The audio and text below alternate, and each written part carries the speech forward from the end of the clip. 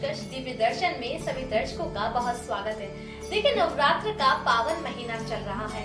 ये 9 दिन वो है जिसके दौरान सभी भक्त माता को खुश करने के लिए तमाम जद्दोजहद करते हैं, तमाम प्रयास करते हैं और इन 9 दिनों के दौरान माँ भी अपने भक्तों की पूजा और भाव से बहुत खुश होती है और उनके घर पधारती है। और इसी के दौरान आज की हम इस खास पेशकश में आपको दिखाने जा रहे हैं उन 7 देवियों के दर्शन करवाने जा रहे हैं जो कि अपने आप में बहुत ही चमत्कारी है, जानी मानी है और जिनके लिए भक्त, जिनके दर्शनों के लिए भक्त हमेशा आतुर रहते हैं। तो चलिए भक्त की नजाकत को समझते हैं और आपको लिए चलते हैं माता के पावन दरबार में।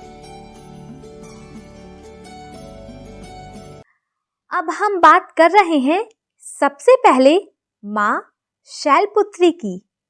माँ शैलपुत्री का स्वरूप माता आदि शक्ति ने अपने इस रूप में शैल हिमालय के घर जन्म लिया था। इसी कारण इनका नाम शैलपुत्री पड़ा। शैलपुत्री नदी नाम के वृषभ पर सवार होती है और इनके दाहिने हाथ में त्रिशूल और बाएं हाथ में कमल का पुष्प है। माँ शैलपुत्री के चरणों में घोघृत अर्पित करने से भक्तों को आरोग्य और दीर्घ आयु का आशीर्वाद मिलता है और उनका मन और शरीर दोनों ही निरोग रहते हैं। इसके साथ ही गोघृत का अखंड दीपक जलाने से माँ शैलपुत्री प्रसन्न होती है। शैलपुत्री के आशीर्वाद से विचारों में गंभीरता आती है और हर तरह की बीमारियां दूर रहती है।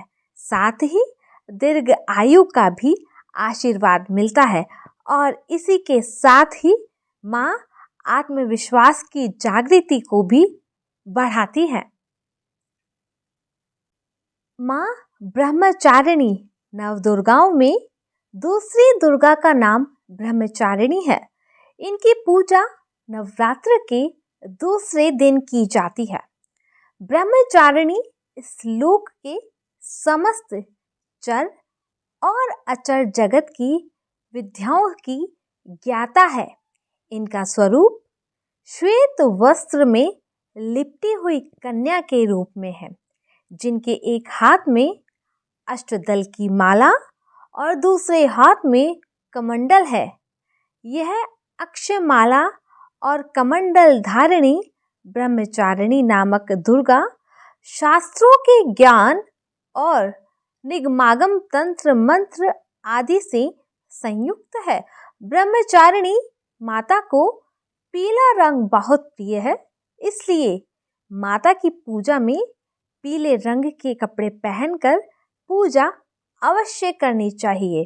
साथ ही पीले रंग के वस्त्र, फूल अवश्य माँ को अर्पित करनी चाहिए। पीला रंग माँ के पालन पोषण करने वाले स्वभाव को दर्शाता है। माँ चंद्रघटा। माँ के इस रूप में मस्तक पर घंटे के आकार का आधा चंद्र बना होने के कारण इनका नाम चंद्रघटा पड़ा।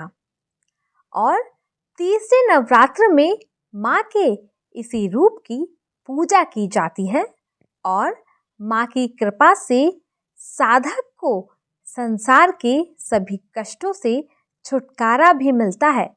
शेर पर सवारी करने वाली माता को दूध का भोग बहुत प्रिय है।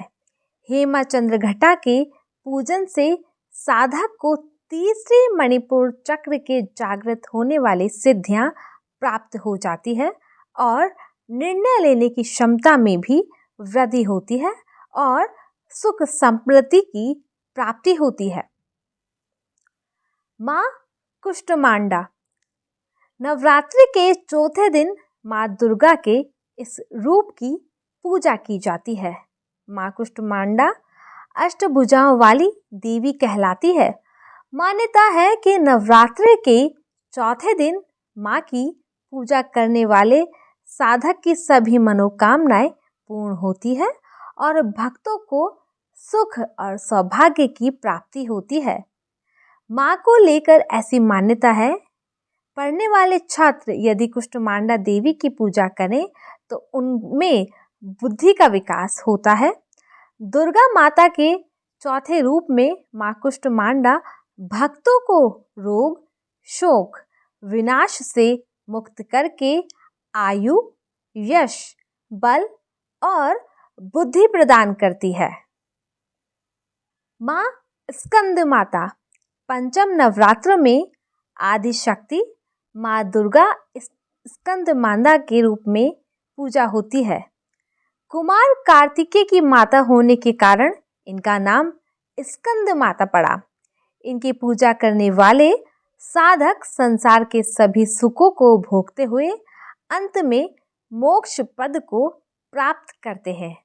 उनके जीवन में किसी भी प्रकार की कोई वस्तु का अभाव नहीं रहता है।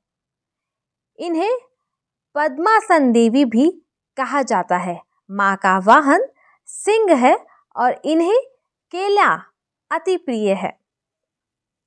माँ का छठा रूप है कात्यायनी। नवरात्र के छठे दिन देवी के कात्यायनी स्वरूप की पूजा की जाती है। इनके उत्पत्ति या प्राकट्य के बारे में वामन और स्कंद पुराण में अलग अलग बातें की गई है। माँ कात्यायनी देवी दुर्गा का ही छठा रूप है। स्कंद पुराण में कहा गया है कि देवी के कात्यायनी रूप की उत्पत्ति परमेश्वर के नैसर्गिक क्रोध से हुई थी। वहीं वामन पुराण के अनुसार सभी देवताओं ने अपनी ऊर्जा को बाहर निकालकर कात्यायन ऋषि के आश्रम में इकट्ठा किया और कात्यायन ऋषि ने उस शक्ति पुंज को एक देवी का स्वरूप दिया और इसी से माँ की उत्पत्ति हुई। माँ कालरात्रि माता को देवी दुर्गा के 9 रूपों में से 7वां स्वरूप माना जाता है। कहा जाता है कि नवरात्र के 7वें दिन माता के इसी स्वरूप को ध्यान में रखकर इनकी पूजा की जाती है। देवी का यह नाम उनके स्वरूप के कारण से ही इस स्वरूप में माता का वर्ण काजल के समान काला है। कथा है कि शुंभ निशुंभ और उसकी सेना को देखकर देवी को भयंकर क्रोध आया और इनका शामलंग हो गया। इसी शाम स्वरूप से देवी कालरात्रि का प्राकट्य हुआ। माता कालरात्रि के इस भयंकर स्वरूप को देखकर असुर और नकारात्मक शक्तियां भयभीत होती है, लेकिन माता कालरात्रि भक्तों पर परम अनुकंपा दर्शाती है। भक्तों के लिए सुलभ और ममतामयी होने की वजह से माता को शुभंकरी भी कहा गया है।